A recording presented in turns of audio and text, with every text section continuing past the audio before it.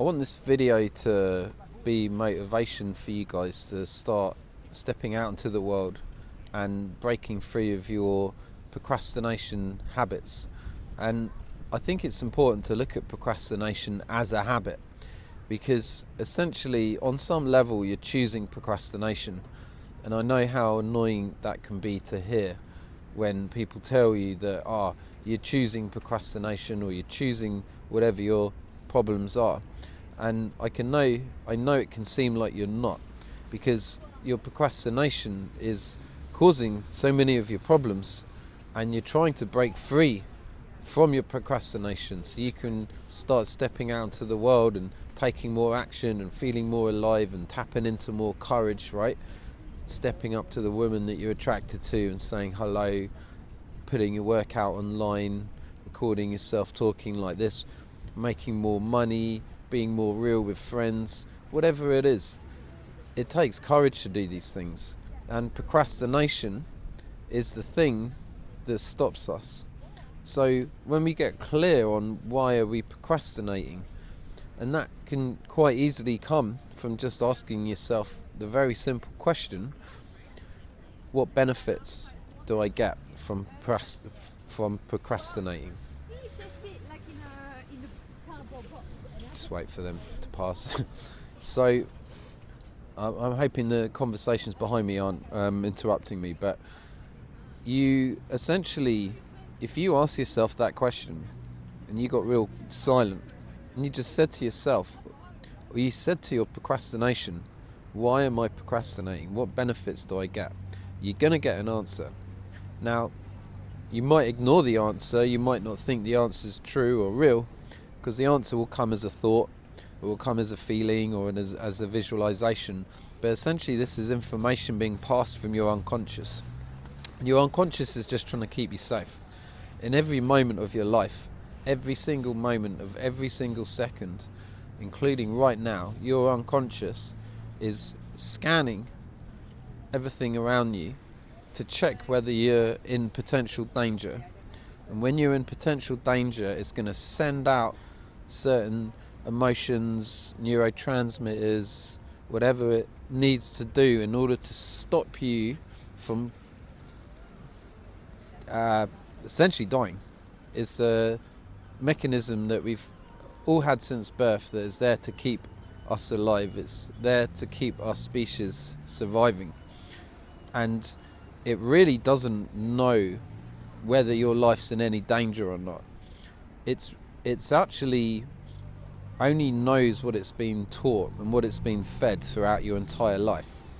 And that is why doing things that have no threat to your actual life can seem terrifying, like public talking, putting your hand up in class or whatever, approaching that woman. You know, these things don't kill us, but our reactions of anxiety are so strong in those moments. Yet when we cross a road that could potentially kill us, we're totally calm. And that's just because we've communicated to our unconscious through our experiences and the stories in our head that crossing the road's safe, despite the fact that many people die every day doing it. Public speaking or whatever it is terrifying and needs to be avoided at all costs, so I don't have to feel uncomfortable. And so our unconscious is really just serving us. It's just saying yes to everything. We say to ourselves we can't do something, our unconscious says yes. We say to ourselves we can do something, our unconscious says yes. So really it's that simple. So with that in mind, would it not suggest that your procrastination is coming from your unconscious because it still thinks that the things that you want to be doing are a potential threat to your life, are going to cause potential harm and danger? And so it actually sends out the signals of procrastination. So when you look at procrastination as to what it actually is, it's an avoidance, right? It's hesitation, it's emotional overwhelm on some level. It's distracting yourself. It's choosing pleasures and habits and addictions over being on your mission. But it's actually linked to an emotion as well. And that emotion is apathy. And apathy is a particular level of consciousness or a level of emotion that we go to when things get a little too challenging. And when I say challenging, I mean when we don't want to feel the emotions that are coming up, then we go to apathy. So, everything that you want in life that you don't currently have, that you're not taking step towards, there has to be emotions that you're not willing to feel in between you and that goal. There's no other way. There's the thing that you want, there's where you are now, and you're not stepping towards it because it gets uncomfortable inside. Now, you could blame everyone around you and blame the world for not being able to go after what you want, and you could blame your past as well. But it's literally down to the fact that you don't want to feel the emotions that come up in the pursuit of that goal. Now, if you don't want to feel those emotions, if you've been taught that you can't handle these emotions just through your own belief systems, then your natural response to not having to feel those emotions that come up in the pursuit of your goal is to go into apathy. It's to go into the numbness that actually prevents you from feeling. So you go to the next video and the next video and the next video and the next video and the next hit of sugar and the next hit of weed and the next computer game and the next porn video or whatever it is you're doing. But that's a part of your apathy that is stopping you from stepping out into the world and really start doing what you want to be doing. I mean, you can think about how old you are and how many years you've been doing this. How many years have you been procrastinating, watching and trying to learn more in order for you to feel comfortable to do the thing that you want to do? Like 1 year, 2 years, 5 years, 10 years. I've been doing it for so many years. I don't know how many. Now, even people that are stepping out into the world and taking action, they've still got apathy. So they're still doing what they feel comfortable doing. And they could always up level. But where they're at, up leveling is a little too unsafe, a little too uncomfortable for them. So they're just living life from the reality that their unconscious feels safe, which could be like bringing in £1 million, putting themselves out online, holding seminars, being in deep, loving relationships with the sort of women that they're just really into, you know, whatever it is. But it's just that their unconscious allows them to do that because it feels safe in those situations. I mean, I made myself ill through my procrastinations because I was always wanting to create some kind of an online business, and I've always wanted to run workshops. I mean, I have for like 2 or 3 years, not always. And I've always wanted to make YouTube videos for the last 2-3 years, whatever. And in those years, I went to Thailand. I created passive income for myself, and I had enough income coming in to free up my spare time to put my efforts into creating my online business. And I went to Thailand 2 years ago with my aim to do what I'm doing now, and I procrastinated on it for 2 years.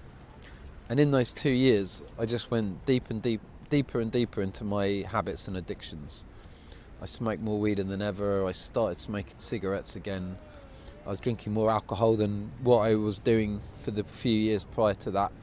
I scrolled on my phone more than ever. I smoked weed more than ever. I couldn't even talk to women. I mean, I was really like in a pretty stressed out state for a lot of it. And I would pay all this money for a co-working spot, have my desk, pay for like the best desk in the whole office, and every day I would sit down at that desk and just go into this freeze state where I was just like, I just couldn't do it. And the amount of tension that I accumulated in my shoulders because of that, because these states of procrastination, we tend to freeze up a bit because we're so caught up in our head. And I was just on social media all day, just totally avoiding doing things like I'm doing now. And occasionally I would be like, okay, I'm going to try and record a video, but I just couldn't get my words out. So on some levels I wasn't quite ready, but I went about it in the wrong way. I just went about it by going deeper into my addictions, because that was my way of avoiding the uncomfortable emotions that come up when we step towards the things we want to step towards. When you think about why this is, it's kind of, in a way, it's silly. We don't want to beat ourselves up too much about this, but you can kind of see it as it being a bit silly. And I think it can help, because when you look at it, like, the things that's stopping you it's invisible. It's not real. Like, again, you can blame whoever or whatever you want on why you're not stepping forward in life. But when you get real with yourself, you realise it's just your mind stopping you. That's all it is. So that's why they say we live in an invisible prison. So you kind of got this imaginary cage around you, and that cage is stopping you from stepping out and really starting to live your true life, because you've just been led to believe that it's dangerous, and it's all coming from your unconscious. I know consciously you know these things aren't going to kill you, but it doesn't matter. Your conscious mind's apparently running at 10% of your life. That's 90% coming from your unconscious, and it's just trying to keep you safe. It's, as much as it can seem like it's a bad part of you that's fucking things up, it's really not. It's there to keep you safe. So you have to communicate to your unconscious that these things that you want to do are actually safe. It's only when you do that and your unconscious mind starts to learn that you can start letting go of the more survival-based emotions that you're currently trying to avoid, and instead have the lighter emotions that allow you to step in that direction. Courage being a big one. I mean, courage is such a beautiful energy to feel. When I tap into courage, remember, like, if you see it, look at it like radio frequencies. So I could have a radio antenna now, and there's a whole bunch of radio channels or frequencies, radio frequencies surrounding me. And through the dial of the radio, I can tune into sport, and then I can tune into talk radio, and then I can tune into whatever 70s music, whatever it is. But they're all those radio waves are surrounding me. So our brain's not a lot different, or our brains or our body. I don't know what part of us it is that's dialing into these different frequencies, but these frequencies are existing simultaneously, and we can dial into them based on how safe we feel. The safer we feel, the safer our nervous system feels, essentially, the higher up the frequency of consciousness, you can call it that, or energy or emotion, we're able to tap into. And that's why when you're in apathy is quite a low level of consciousness.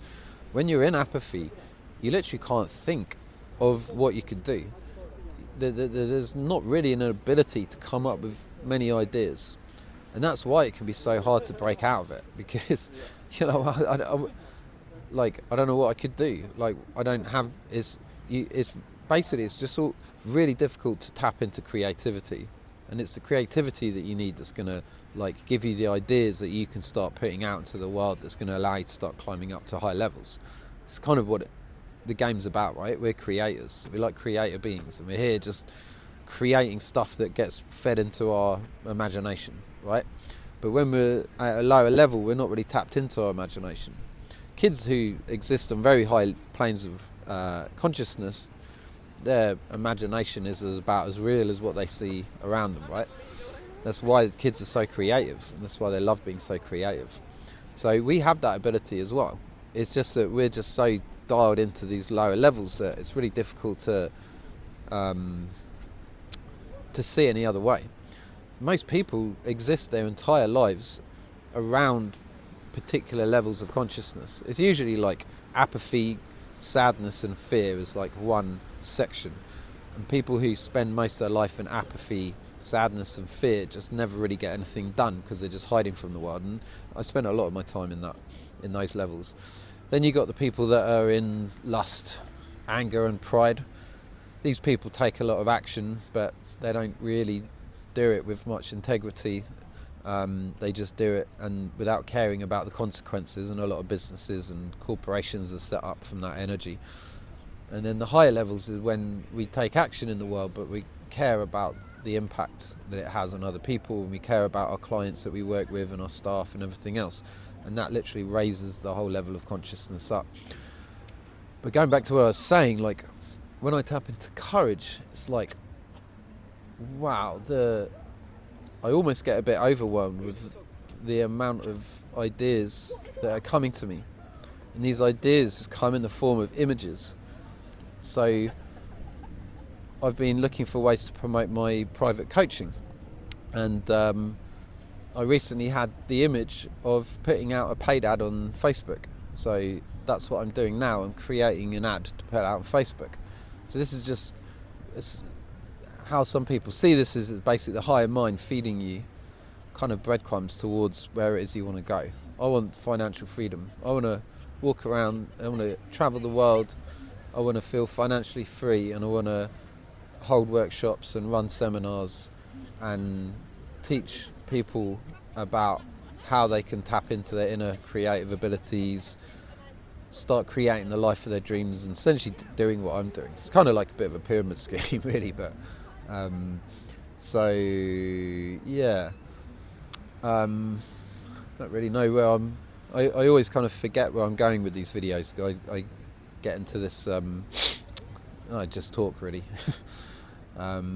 Yeah, you can basically, the level of consciousness that you're currently existing in, if you can start seeing that it's really, you're just dialed into that reality and there's so many other realities to explore, so many other levels of consciousness, then boom, you can start climbing up. But you have to be aware that you're just experiencing one reality right now in order to see that there's others for you to enjoy.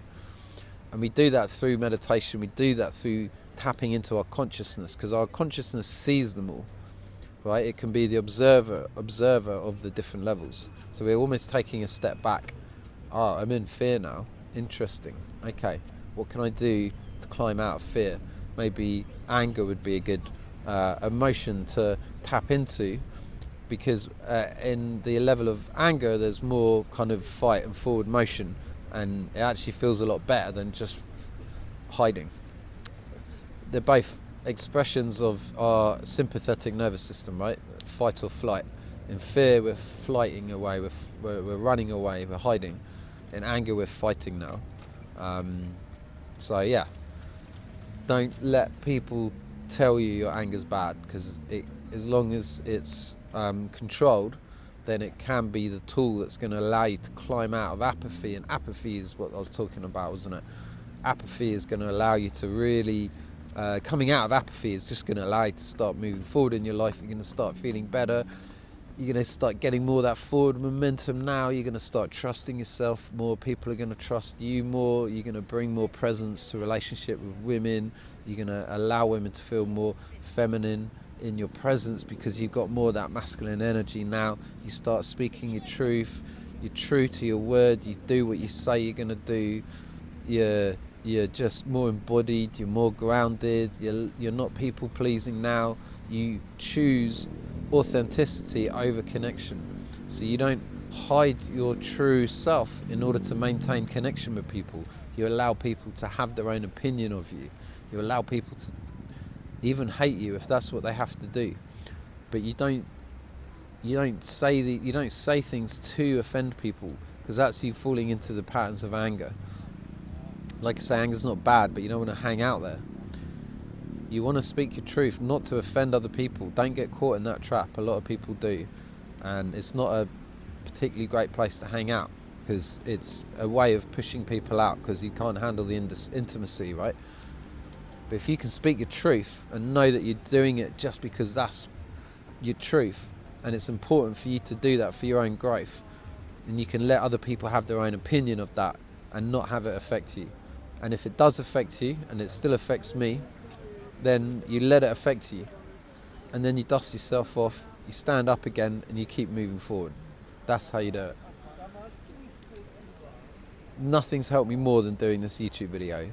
Nothing's brought all of this stuff that I've been carrying around in my head out more than just hitting record. And I know it can seem scary, but I don't know how it looks to you guys. It might look like I find this easy, And on some levels I do. Like, I just hit record and I talk, and I just keep talking until I feel it's time to stop talking. I don't know how long I'm going to talk for. I don't really know what I'm going to talk about. But here's the thing. Since putting these videos out, I started in August 24, so it's currently December 24. So whatever, 4 or 5 months. The amount of shame that I've experienced in that time is quite a lot. And the shame is coming from my beliefs about what people are thinking. And it's not really about people I don't know. It's usually related to people that I do know, even friends of friends. It's kind of crazy. It's just how my mind has been wired over the years, you know, having a hard time at school, trying to fit in, trying to do the right thing, saying the right things to people. I didn't really have many boundaries. I couldn't really say no to social events because I didn't want to create disconnection between me and other people and me and friends, right? So that's been me, and so I've just done it. And sometimes I would put a video up and then almost kind of panic a bit and be like, shit, I'm going to take that video down. But I never did. I just let it stay up. And then when the heavy emotions of shame comes, I just sit with it. I just let that shame exist in me. And each time I do that, I'm releasing the energy, right? Emotion is energy in motion. In order for the emotion to move, we have to bring it energy. And when we're caught up in our head or we're suppressing or avoiding our emotions, it stays stagnant and it keeps within our body. When we bring our awareness, our felt sense awareness into the emotion, which we've kind of been taught to not do, but when we do that, like I've been doing with my shame, it literally moves out. Look at the Latin word for emotion. It means el move or something like that. And it means to move out. So the message is in the word. Energy, emotion is energy, and it's there to move out. But we have to allow ourselves to feel it. And if you feel like telling me not to feel shame, do what you want, but I'd really invite you not to, because whenever I get real, I notice a lot of people want to comment to say you shouldn't feel like this, you shouldn't feel like that. If that's you, that's completely okay that you want to do that, and I thank you if it's coming from the need to help me. But look at that story. You shouldn't feel this, you shouldn't feel that. If that's what you want to communicate to me, then that's what you're communicating to yourself about your own feelings and emotions, and that could be what's keeping you stuck. You can feel your feelings, you can feel your emotions. Watch how you react to other people's reactions if you want to see how you're reacting to your own emotions. If you're trying to stop other people from feeling their feelings, then you'll be trying to stopping yourself, holding you back, stopping you from growing. Thanks for watching, guys. Thank you so much for supporting my channel. Please just comment, share, do whatever you want. Take care.